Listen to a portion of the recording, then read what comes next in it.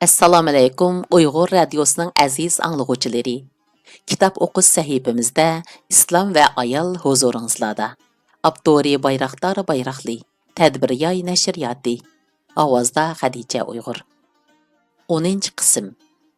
3-tema Qur'on va ko'p xotin bo'lish masalasi. Oila turmushida erning ayolga ko'ngil bo'lmasligi, er-ayol o'rtasidagi munosabatning tampunligini buzib, oila hayotini ayollar uchun chidoqsiz holga keltirib qo'ydi. Bir chaqlarda qizni qo'lga keltirish uchun uningga yelinib yalurgan va to'y qilish taklifi tasdiq qabul qilingan bir yigitning qiz bilan to'y qilib, ma'lum zaman o'tgandan keyin uni yoqtirmasligi albatta tuzkorlik bo'ladi. Erini rozi qilish va ranjitmaslik uchun borliqini va hayotini uning beg'ishlagan ayolni xorlashga boshlagan erlar oilaning do'zaxga aylanib qilishini keltirib chiqardi. Ayollarning kundashlik tuyg'usini uyg'otib, oila turmushini chidog'siz va bardoshlik bergusiz holatga keltirishni iborat zulm insoniyat osmonini qorong'ilashtirdi. Nisa surasining 128-oyatida Alloh erning ayoli bilan ab o'tmasligi va uning ayolidan yuz o'rishi haqida to'xtalgan bo'lib, bu masalada murassa qilishni tavsiya qilgan. Ayol kishi erning ko'ngil bo'lmaslik masalasiga duch kelib qolmay, yana to'qal deb atiladigan erning ikkinchi ayoli masalasiga duch keladi. Zerikish, yoqtirmaslik, mehr-muhabbat bermaslik, shundaqla to'qal bilan bil yashash ayol uchun bara-bara azobga aylandi. Erning boshqa ayollar bilan oshnadorchilik o'ynashi ayolning ruhiy tushkunligini oshirib, u ilib kelgan yolg'izlik hissi oila turmushini do'zaxga aylantirdi. Albatta, Qur'onning bu ahvolga parvo qilmasligini tasavvur qilg'ili bo'lmaydi. Shunga Qur'on ko'p xotinlik bo'lish masalasini kun tartibga ilib keldi. Nisa surasining 3-oyati bu masala haqida to'xtalgan bo'lib, oyat mundaq: Agar yetim bolalarning haq-huquqiga hurmat qilolmaslikdan qo'rqsanglar, o'zinglar yoqtirgan ayollardan 2, 3 yoki 4 ni elinglar. Navoda adil bo'lolmasliklardan qo'rqsanglar, bir ayol bilan yoki qo'l ostinglarga cho'rlar bilan ko'paylensanglar bo'ladi. Bir ayol bilan ko'paylanish zulm qilmaslikqa eng yaqin. Navbatda biz bu oyatni 3 bo'lakka bo'lib tahlil qilishga tirishamiz. 1. Oyatning tushish sababi. Oyatning birinchi qismida oyatning nima uchun tushirilganligi bayon qilingan. Payg'ambar alayhissalom davrida yetim qizlarning boyligi va go'zalligiga qiziqadigan urug' tuqqanlari ularni arzon mehri to'yliq bilan nikohlaydi. Yetim ayolning haq-huquqini qo'g'daydigan odam bo'lmag'achqa, ularga paskashlik bilan muomala qilinadi. Nikoh orqali ularning mol-mulklarini elib olib, ko'chaga chiqarib etadi. Bu oyat mana shu adolatsizlikka xotim berish uchun tushirilgan bo'lib, yetim qizlarga qilingan bu nohaqchilikni tugatishning bir usuli sifatida yetim qiz homiyalariga hur ayollar bilan to'y qilish tavsiya qilingan.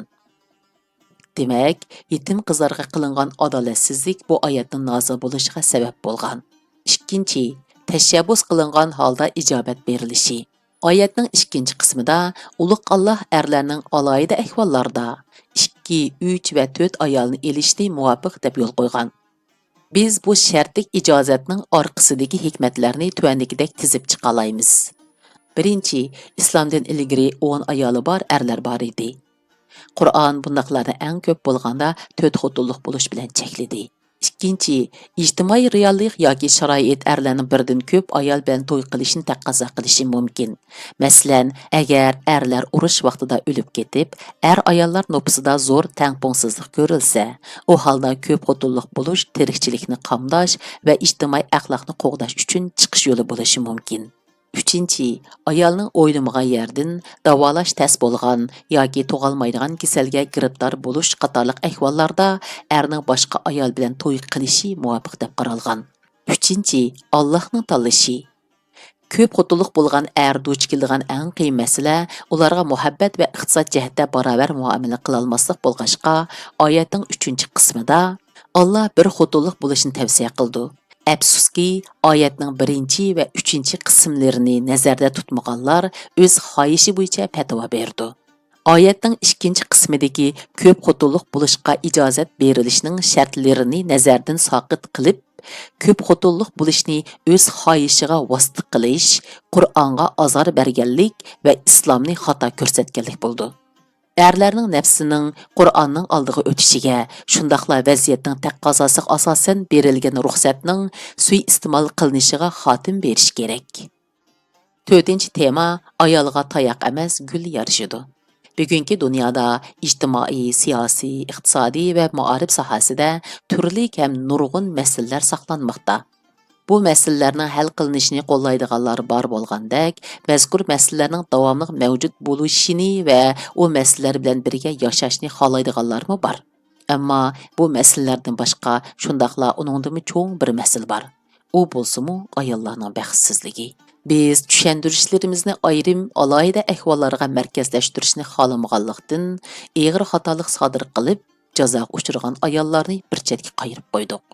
Chunki nohaq va kichik bahona bilan uvalchilik uchragan ayollar temamizning markaziy nuqtasini tashkil qiladi. Men insoniyatning boshlang'ich tarixidan bugunga qadar eqiyotgan bir daryoni ko'ryapman. Bu tarixiy daryoning suyi begunoh tayoq yegan ayollarning ko'z yoshlaridan hosil bo'lgan. İnsaniyat tarixida ko'z yoshi daryosi deb atalgan bu eqin daryo azob oqibatlarni, dard alamlarni, dard faryodlarni, cho'qonlarni o'z ichiga olgan bo'lib, bu rahimsiz amaliyat insoniyat madaniyatining naqadar maynat, pastkash ekanligini ko'rsatib berdi. Bu ko'z yoshi daryosi erlarning qalbida muhabbat nurining o'chganligini va nafrat, yolg'onchilik ham ochko'zlik tuyg'ularining zaharlik mevilik daraxtni yoshartayotganligini ko'rsatib berdi. Peygamberimiz tug'ilib cho'ng bo'lgan arab jamiyatida ko'z yoshi daryosilik to'lgan bo'lib, qiz farzandlarning tirik ko'mib tashlanishi, zulm to'lqinini yuqori pallaga ko'targan edi. Qabriga tirik ko'milib, ularning ustiga tashlangan to'plar asta-asta beqishlarini va yig'i ovozlarini ko'mib tashlagan sabiylarning nola faryodi arishga o'rilib, u yerdan Qur'on ilib tushdi. Bu sababdan ayollarning ko'z yoshlarini to'xtatish uchun besilgan birinchi qadam Allohdan arishdan kelgan Qur'on ayolning quyosh ekanligini aytib, insoniyatning quyoshni uchirmoqchi bo'lganlarning javobgarlikka tortilganligini va jazoga uchraydiganligini jakarlab mundoq dedi. Tirik ko'mitilgan qizdan sen qaysi gunoh bilan o'ldirilding? deb so'ralgan chaqda Takvir surasi 8 va 9 oyatlar. Bu oyat bizga munolarni deydi. Atalar qiz farzandlarini xo'rlab, nima uchun tirik ko'mivatganlik haqida qiyomat kuni javobgarlikka tortiladi. Demak, ayollar qilingan bu adolatsizlikdan oxiratda hisob elinadi. Chunki bu so'roq erlarning amal daftarida qora-daqqa o'xshash cho'ng gunoh sifatida saqlanib qoladi va oxiratga uchirilmaydi. Bugungi kunda ayollar panohlanish o'rnidagi azob oqibatlarning üst-üstiga yig'ilishi, ayollarning urib so'qilib ko'chaga chiqarib etilishi va onasidan sargandon bolalarning gunohlari bilan insoniyat yana qayerga bora oladi? Ayollarni shahvati uchun suiiste'mol qilganlar, boshqalarning qizlarini ozdirib patqoq tiqib qo'yganlarning zulmi bilan bu dunyo qanday nafas oladi? Bugungi kunda ayollar tatgan azob oqibatlar va ularning ko'z yoshi daryosiga to'kilgan ko'z yoshlariga hatto shayton tan qoladi. Shunga shayton bu muvaffaqiyati bilan xushallikning yuqori pallasiga yetdi. Ayollarning ko'z yoshi daryosi ularning qalbidagi qayg'u va azob qabrisini manba qiladi. Ayollarning qalbi ular aytib berilmaydigan va adolig'i bo'lmaydigan dard, alam, azob oqibat mazorlari bilan to'lgan. Chunki ular qayg'u va azoblarni hamisha bag'riga bosadi. Qalbiga dafn qiladi. Ondan bu alamlar ko'z yoshi bo'lib iqib chiqib, ko'z yoshi daryosiga quyiladi. İnsoniyatning er-ayollik munosabatdan kelib chiqqan echinishlik masalalari boshqa masalalardan xeyli muhim o'rinda turadigan bo'lib, jiddiy hal qilishni talab qiladi. İnsoniyat bu masalalarni yengib hal qilmasa, ilohiy marhamat insoniyatdan yiroqlashadi. Shaxs va jamiyat bo'lish sifatimiz bilan bu masalalarga duchor bo'lishga mahkum bo'lamiz. Oxiratda ayollarning haq-huquqi sababidan javobgarlikka tortilmaslik uchun Qur'on mehr muhabbatni hal qilish chorasi deb qaragan. Oxiratda ayollarning haq-huquqi sababidan javobgarlikka tortilmaslik uchun Qur'on mehr muhabbatni hal qilish chorasi deb qaragan. Shundaqla gul chechaklar dunyosini uning ifodasi sifatida tunishtirgan. Shundaqla bu chora o'tirib qo'yilganda Ayyub alayhisalom misol qilib ko'rsatilgan. Hazreti Ayyub eg'ir kasal bo'lib qolgan edi. U betob vaqtida ayoli ba'zi ishlarda uningga qarshi turgan. Rivoyatlarga qaraganda Hazreti Ayyub kasali yaxshi bo'lganda uni urishga qasam qilgan. Natijada Hazreti Ayyub saqaygandan keyin Alloh uni ahdisini o'rindashga buyurgan. Uning o'z ahdisini qanday ado qilganligi Sot surasida bayon qilingan bo'lib, oyat tuvandikicha. Quling bilan bir bog'lam cho'p ilib, uning bilan urg'in, qasamingni buzmag'in dedik. Biz haqiqatan Ayyubni sabrchan bayqadik. U nima degan obdan banda? Haqiqatan u Allohga tövbe bilan yuzlanguvchidir. Sad surasi 44-oyat. Bu oyatdan tuvandikilarni yakunlab chiqishga bo'ladi. Birinchi, jazo shaklini o'zgartish. Gerçi Hazreti Ayyub ayolini tayoq bilan urishga qasam qilgan bo'lsa-mu, lekin mehribon Alloh uni o't cho'pni tayoq o'rnida ishlatishga buyurgan. Ma'lumki, ahdining cho'qim amalga oshdiganligi aniq, ammo shakli o'zgartirilgan. Ikkinchi, sabr qilish. Ayollar o'tirsidagi ko'ngilsizliklarga qarata erning savrchan bo'lishi fazilatning alomati bo'lib, ochiqni yutish va kechirish Alloh tarafidan madiylangan. Biz onun savrchanligini bayqadık ifodasi Hazreti Ayyub uchun mukammal inson bo'lishning yuqori pallasidagi harakatning belgisi bo'lib hisoblanadi. Ayyub nim degan obdan banda ifodasi bandichilikning go'zallikka erishish yoki yaxshi banda bo'lish uchun ayoliga savr bilan muomala qilishni taqozo qiladi. Uchinchi, bir dasta gul. Ulug' Alloh nimishqa Hazreti Ayyubning ahvolini bizga aytib berdi degan savolga mundaq javob berish mumkin. Oyatdagi bir bağlam o't cho'pni bugungi kunda bir dasta gul deb izohlashga bo'ladi. Demakchi, ayoliga ochiqlangan o'z ochig'iga yo'lliq bo'lgan taqdirdimi, agar u ayolni urmay gul taqdim qilsa, Alloh uningga gullar bilan bezalgan jannatni taqdim qiladi. Biz bu qissadan ilishga tegishlik uchur mundaq. Ayolinglarni urmay ularga bir dasta gul beringlar. Alloh bu ishni qilganlarga savrchan, fazilatlik va Alloh yuzlangan banda degan nomni berdi. Agar siz ayolingizning dilini ranjitsangiz, undaqda siz Allohni ranjitgan bo'lasiz. Natijada ayolingizning ko'zidan to'kilgan yoshlar sizni oxiratda jazoga mahkum qilishi mumkin. 5-tema ayol va ma'arif. Ayol, ana va tug'ib cho'ng qilg'uchilar eng ulug' ma'arifchilardan bo'lib hisoblandi. Hammaga qodir Alloh yaratadi. Ana ikkilamchi yaratquchi sifatida yaratilgan farzandini tug'ib, dunyoga ko'z ochqizish vazifasini o'taydi. Bu nuqtadan aytganda analarning hayoti, barligi, xizmati va jafo mushaqqati bilan ma'rif uchun xizmat qilayotganligi ayon bo'ladi. Bir onaning ma'rifga qo'shgan to'kpisini har qaysi nuqtalardan muhokama qilishga bo'ladi. Birinchi, ona qursqida shakllanish. Qur'on ta'lim-tarbiyani tug'ilishdan burun, ya'ni onaning qursqidagi vaqtida boshlaydi. Bu boshlanish ilohiy taqdirning yuz beradigan payti va o'rnini belgilaydi. Bu haqdagi oyat mundaq: U sizlarni bachchidonlarda, ya'ni onanglarning qursqiga cheg'inglarda o'z xohlagan shaklga kirgizdi. Uningda boshqa hech ma'bud barhaq yo'q. Alloh g'olib va hikmat bilan ish qilguvchi zot. Al-Imron surasi 6-oyat. Biz bu oyatdagi uqumlarni tushuntirib o'tishni zarur deb qaraymiz. Birinchi, oyatdagi Ar-Rahim kalimasi Rahim baliyatqu so'zining ko'plik shakli bo'lib, bu kalima ona qursqi, ona rahim baliyatqusi degan ma'noni bildirdi. Rahim kalimasi rahmat so'zidan turinib chiqqan bo'lib, demak farzand to'rilib cho'ng bo'lgan ana qursqi rahmat, ya'ni marhamat kalimasidan kelib chiqqan Allohning Rahim degan ismi bilan atalgan. Ananing farzandiga marhamat bilan muomala qilishi va o'xshash rahimdan tug'ilgan qarindoshlarning o'zaro mehri shafqatlik bo'lishi dal shu farzandlar to'ralgan ana qursqidan kelgan. Rahimdillik degan qimmat onaning qursqidagi bizdan boshlangan va u yerdan butkul insoniyatga soya tashlaydigan buyuk daraxtga o'xshaydi. Ikkinchi, tasvirning ma'nosi shakllanmak bo'lib, tasvir ma'lum narsaga surat va shakl berishni ko'rsatadi.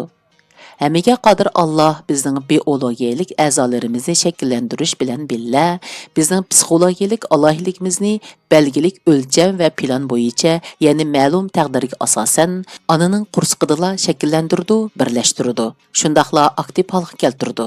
Alloh bu shakllantirish yuz bergan joyni Rahim shafqatdan kelgan Rahim degan ism bilan atagan. Bu nuqtadan alganda hammaga qodir Allohning bizni rahim shafqat tajribaxonasida yo'g'irib shakllantirganligini aytalaymiz. Shunga inson rahim shafqat ximiri bilan yo'g'irilgan. Ma'arif insonning mijozini shakllantirishni bildiradigan ilm, ya'ni kelib tunji ilohiy tarbiya boshlangan vaqt va makon onaning rahimi bo'lg'ashqa, onaning vujudi ilohiy taqdir namoyon bo'ldigan va ilohiy tarbiya boshlanadigan joy, ya'ni boshlang'ich maktab bo'lib hisoblanadi. Ikkinchi, ana qursog'idagi oziqliq. Bir ana bolasini qini va jini bilan oziqlantirdi. Badanimizning har bir hujayrasida onamizning bir parchasi, tomirimizda eqiyotgan qinimizda onamizning qini, xarakterimizda uning psixikasi bor. İnsan ruhi onamizning qursiqida bizga pöylanadigan bo'lib, ana ikki ruhni bili ilib yuridi. Oziqlanish jarayonida ona yegan halol yoki harom luqmalar bizning xarakterimizga ta'sir ko'rsatadi. Nisa surasining 10-oyatida Hammaga qodir Alloh mundaq deydi: Zulm qilib yetimlarning mol mulkini nohaq yo'valdiganlar shubhisizki qo'rsqida lavuldatgan o'tni yo'valgan bo'ladi. Ular yinib turgan o'tga kiradi. Harom luqma yegan kishi amaliyotda lavuldatgan o'tni yegan bo'ladi. O't bo'lgan luqmadan faqat o'tning balasi tug'iladi. Shundaq deyishki bo'ladiki, harom luqma avlodlarning oliyjanobligini buzadi. Yoshlarning fazilati va axloqini o'tga o'xshash ko'ydirib kulga aylantirib o'tadi. Yoshlarda ko'rilgan masalalardagi sabablarning biri hamda eng muhimi harom luqmadan iborat. Munbat yerning giyosi Allohning izni bilan to'liq unadi. Sho'r tuproqning giyosi ziyonliq bo'ladi. Shukr qildigan xalq uchun oyatlarimizni mushundaq shakllarda bayon qilamiz. A'rof surasi 58-oyat. Rag'ib al-Isfahani bu oyatdagi munbat yer pokiz shahar uqumini halol yemaklik va sut bilan cho'ng bo'lgan ayolga o'xshatadi. Bundaq ayoldan tug'ilgan bola Allohning himoyasi bilan o'sib yetiladi. Sho'r tuproq qoqas yer uqum bo'lsa, harom luqma yeb cho'ng bo'lgan ayolga o'xshatilgan bo'lib, bundaq ayol tuqqan bola jamiyatga tushgan bo'ladi. Bu oyatni nazarda tutganda onalar bolalariga harom luqma va harom sut bermaslik kerak. Chunki ular insoniyatning xarakterini shakllantirdi.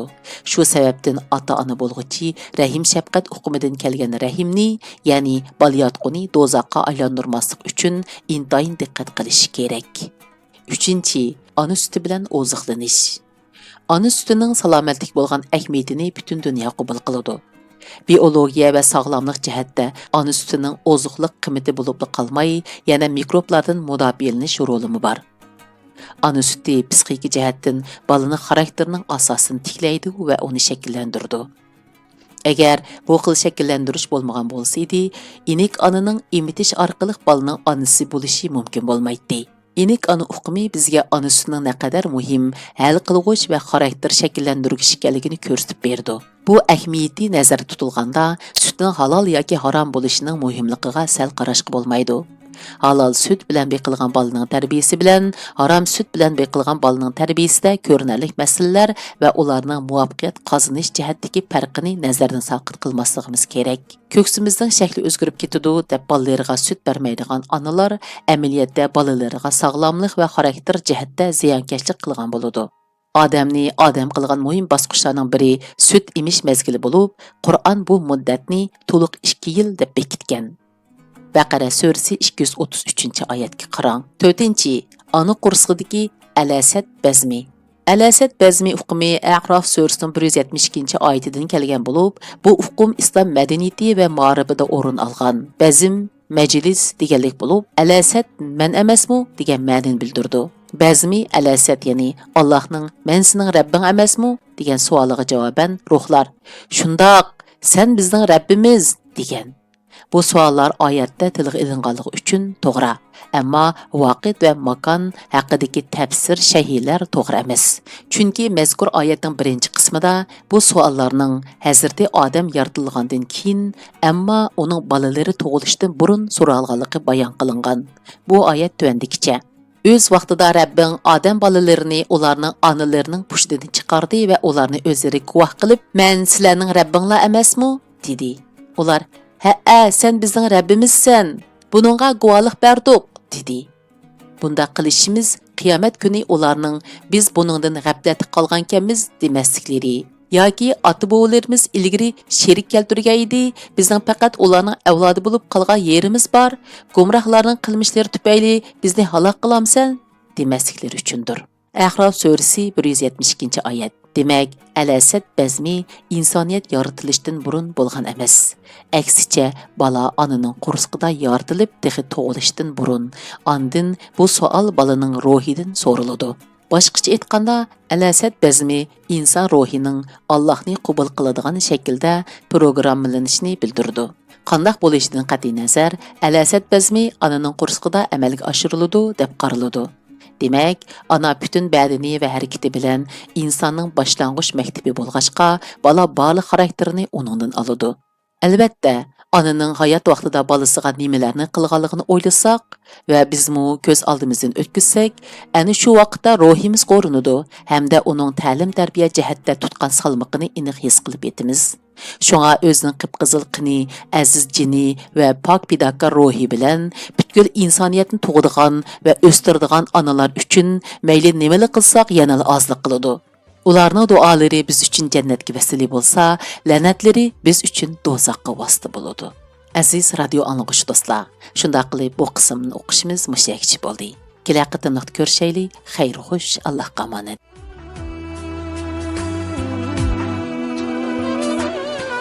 Farzandimda zor o'tgan ona, tanholiging sana yar yülen.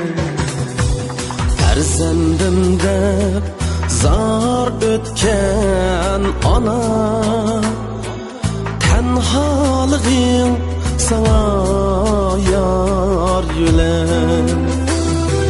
Şamallarga dökkan derdini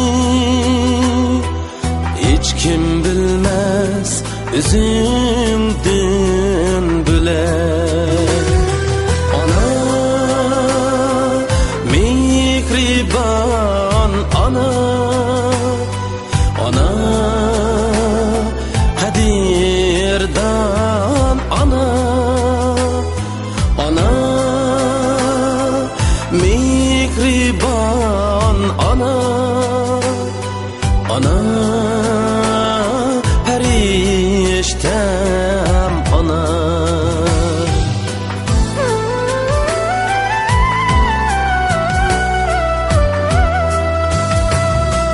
Kirpik kalkmay kançılap tünde, tünni künge ul edin ana, tünni künge ul edin ana. Gözlerimden tamca yaş aksa, yüreğimden kan aktı ana. Gözlerimden tamca yaş aksa,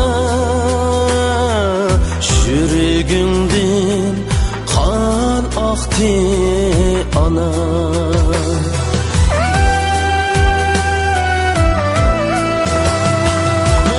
Muhabbetlik güzel alemnin koyaşıysan mihriban ana.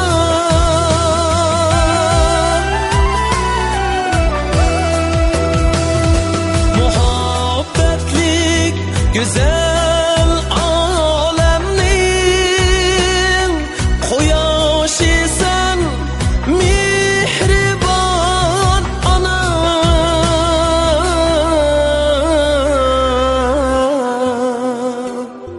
Mihrin goya denizden çeksiz, periştem sen mihriban ana. Mihrin goya denizden çeksiz, periştem sen mihriban ana. Ana, mihriban ana, ana,